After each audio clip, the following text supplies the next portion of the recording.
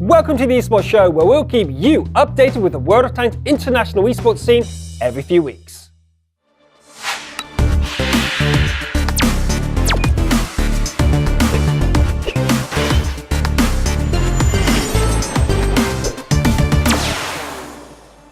Today in the show we've got eSuper Intel picks up the European Wargaming.net League's Czech team, the Rolling Goats. The EU's Wargaming.net League announces that the finals will be at DreamHack, and where you can find English esports streams. A pro tip from Fulcrum Gaming. And in league and tournament news, we cover the progress on the North American Major League Championship Series and the European, Russia and Asian Wargaming.net Leagues.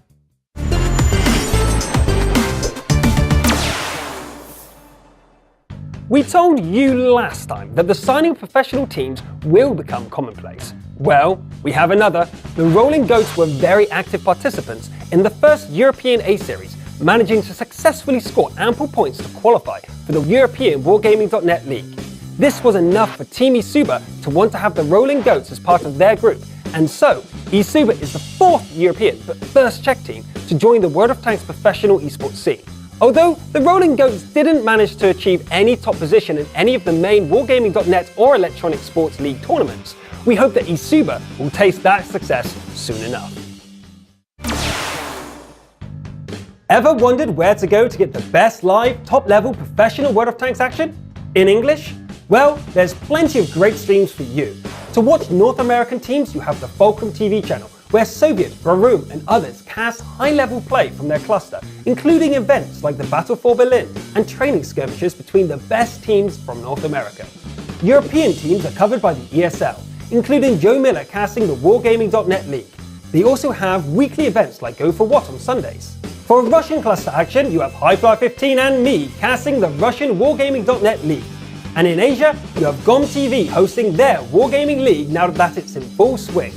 So, if you're new to watching top-level professional World of Tanks matches or an old hand at it, you'll find something you like in these English-speaking streams. DreamHack is the Guinness World Record-holding world's biggest LAN party, and is therefore one of the biggest esports events in Europe. Based in Sweden, it hosts a number of activities, including the recently announced World of Tanks European Wargaming.net League's Grand Finals. These matches will last for 2 days, taking place on the 15th and 16th of June. So start making your arrangements on how you're going to get there, as you don't want to miss out. As the world's largest digital festival, we're proud to team up with Wargaming and ESL to provide the DreamHack audience with a professional and international tournament in World of Tanks. DreamHack Summer 2013 will be our biggest summer festival ever, and embracing a fun and free-to-play game like World of Tanks feels like a natural step in our esports strategy. Robert Olin, CEO, DreamHack AB. Pro tips are here to help you and your team get better at playing in the 742 format. So, this episode we've got a tip straight from North America on the effective use of the KV5.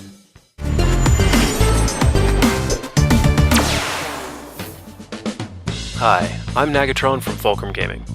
My teammate Absolute Royal and I are going to show you how to use the KV5. This Soviet heavy tank is most often used in city maps, such as Ensk and Himmelsdorf. The fantastic armor layout, high hit points, and amazing damage per minute make the KV5 a viable choice for the 742 format. Due to its large profile, only another KV5 can properly shield you.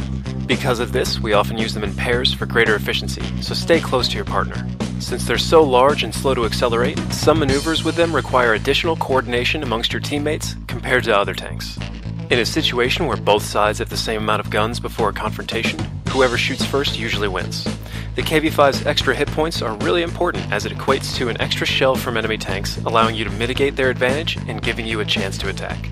With such a high rate of fire, the KV5 is especially well suited for firing at the enemy's tracks.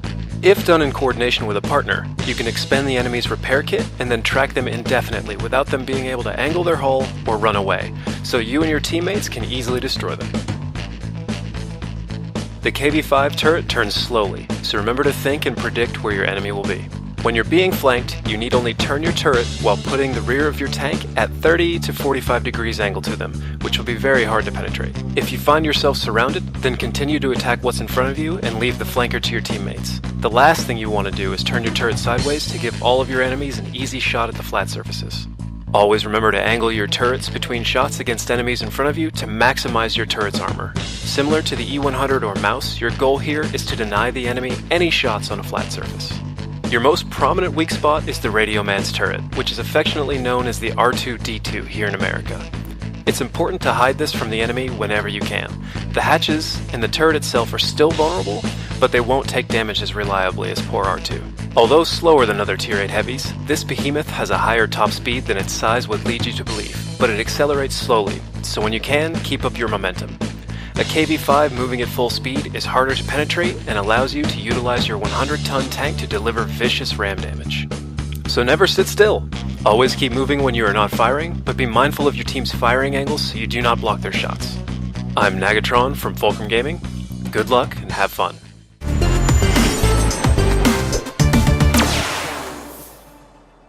The North American Major League Championship Series is underway, with 2 rounds played already. The Major League Champion Series is played on the North American cluster seasonally, where 20 qualifying teams play in this series for a prize pool total of 4,160,000 gold. First place winnings is 2 million gold. 6 teams are currently left without defeats. Pubstars, Simp, Simple Tankers, Wreck Havoc, Fulcrum Gaming and Team Fusion, who are all looking very strong and their eyes set on the championship. The next round takes place on the 19th, with the undefeated teams Pubstars and Simp squaring off. With the European Wargaming.net League in full swing, the rankings are starting to take shape. Virtus Pro currently leads the table despite losing their first match against Spale. However, Synergy is tied in points, also only losing 1 match against Mousesports.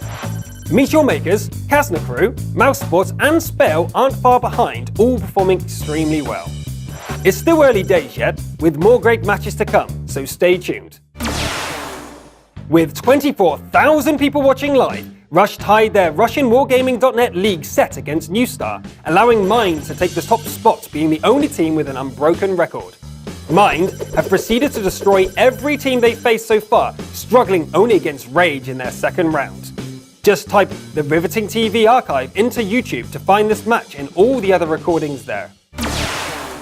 With $100,000 on the line, the top teams from the Asian cluster are out to prove their worth in the GOM TV-hosted Asia Open. To follow what's going on with the best from SEA, go to gomtv.net, click on Leagues, and the Tanks Asia Open season is the second link. That's all for today. Thanks for watching, and I'll see you next time.